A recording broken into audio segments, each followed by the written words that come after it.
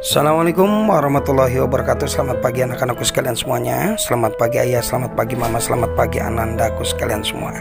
Semoga di pagi hari ini semuanya dalam keadaan sehat walafiat, tentunya tidak kurang satu apapun. Dan kita berharap semoga kita semua, keluarga kita semua terhindar dari malapetaka, penyakit, bala dan bencana.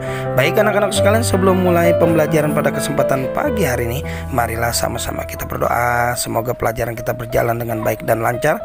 Begitu pula kita semua, semoga kita semua selalu berikan kesehatan oleh Allah Subhanahu wa taala dengan sama-sama membaca basmalah. Bismillahirrahmanirrahim.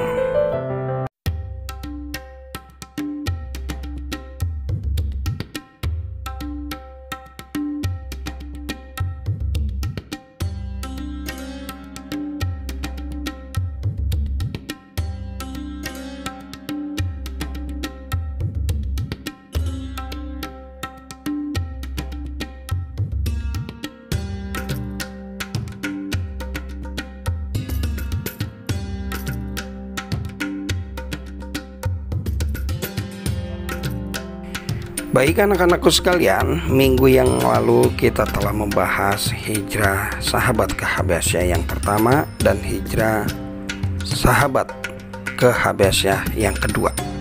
Tentunya di hijrah tersebut membawa cerita tersendiri, sehingga bagaimana upaya dari kaum muslimin untuk bisa hijrah ke negara yang lebih aman dari gangguan kafir Quraisy. Kali ini kita akan mempelajari tentang rencana kafir Quraisy menggagalkan hijrah sahabat ke Habasyah. Hijrahnya para sahabat Rasulullah Shallallahu Alaihi Wasallam akhirnya diketahui oleh kaum kafir Quraisy. Alangkah terkejutnya dan marahnya para tokoh Quraisy mengetahui bahwa banyak pengikut Muhammad Shallallahu Alaihi Wasallam yang telah berhasil sampai ke Habasyah. Kaum kafir Quraisy tidak kehilangan akal untuk tetap menggagalkan hijrah yang dilakukan oleh para sahabat Rasulullah Shallallahu Alaihi Wasallam tersebut.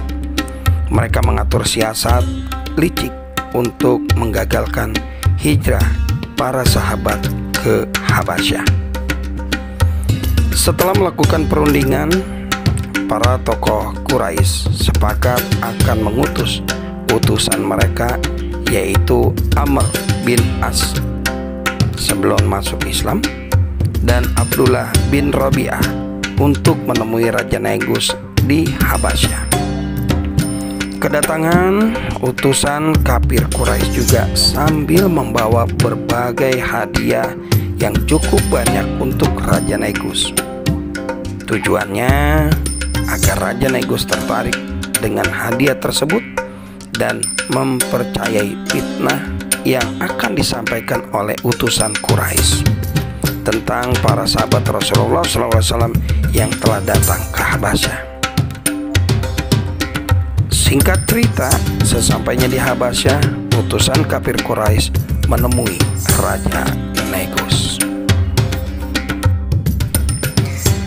Wahai Raja Negus yang mulia, kami datang dari kota Mekah dan membawa sedikit hadiah untuk Tuan, kata Amr bin As dengan penuh hormat.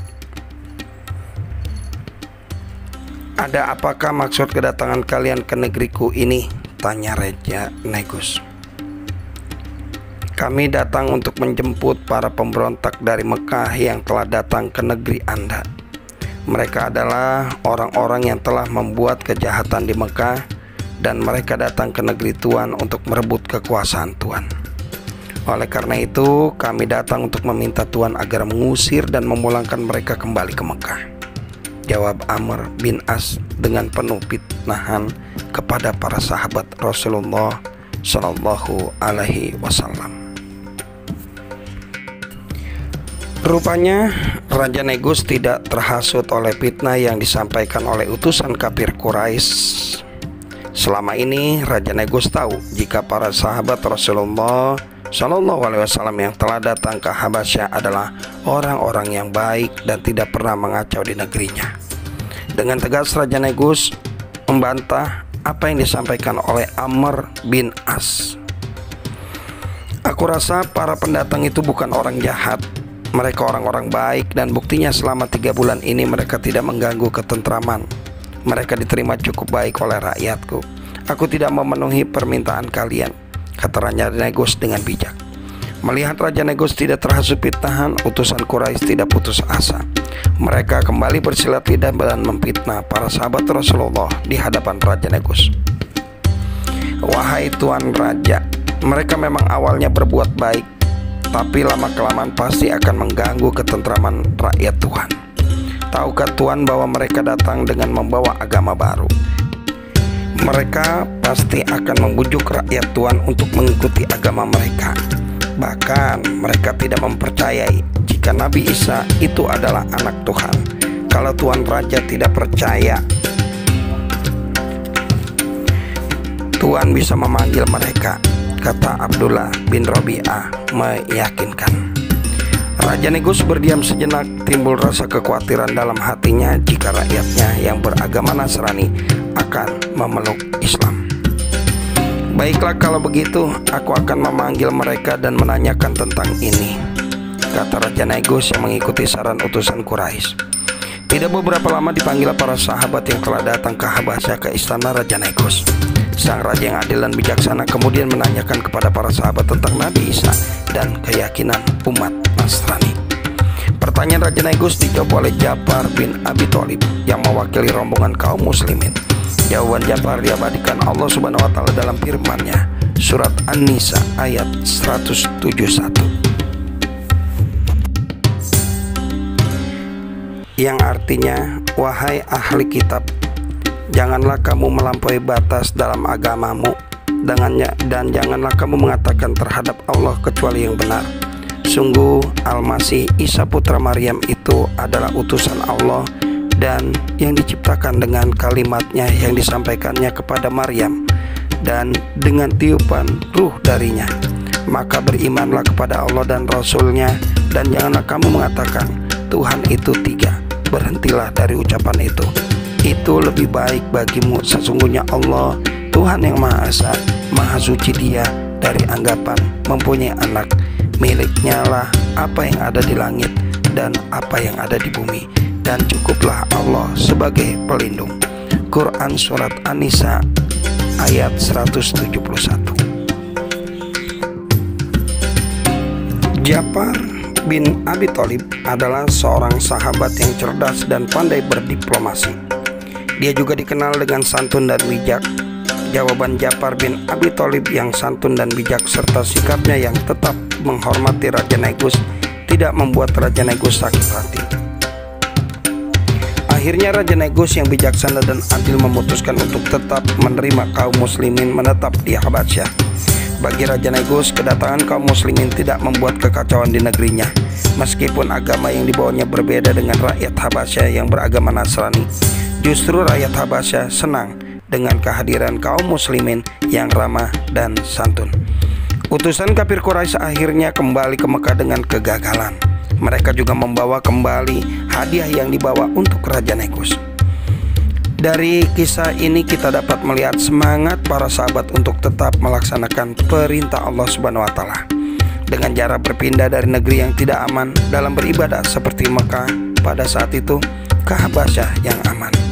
Kita juga harus dapat meneladani kemampuan keras Rasulullah Shallallahu Alaihi Wasallam dan para sahabat untuk berusaha menjadi lebih baik dalam kehidupan ini dengan cara berpindah dari kemalasan menjadi ketekunan, dari kebodohan menuju kepandaian, dari ketidakmajuan menuju ketaatan kepada Allah Subhanahu wa Ta'ala. Baik anak-anakku sekalian, ini saja pembelajaran kita pada kesempatan pagi hari ini. Mudah-mudahan segala pembelajaran dapat menambah pemahaman tentang hijrahnya sahabat ke Habasyah, baik yang pertama, kedua, dan juga tentangan dari para kaum kafir Quraisy. Ini saja pembelajaran kali ini. Tugas kalian adalah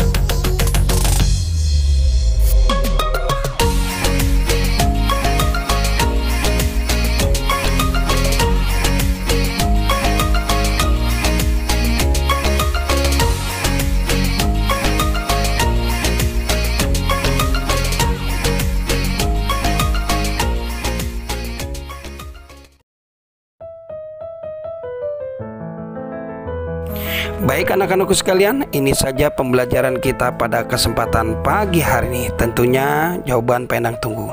Jangan lupa selalu menjaga protokol kesehatan yang telah diatur oleh pemerintah. Di antaranya adalah mencuci tangan, memakai masker, dan menjaga jarak. Dan terlebih-lebih lagi berdoa kepada Allah Subhanahu wa Ta'ala, semoga kita semua terhindar dari malapetaka, penyakit, bala dan bencana. Akhir kalam, assalamualaikum warahmatullahi wabarakatuh.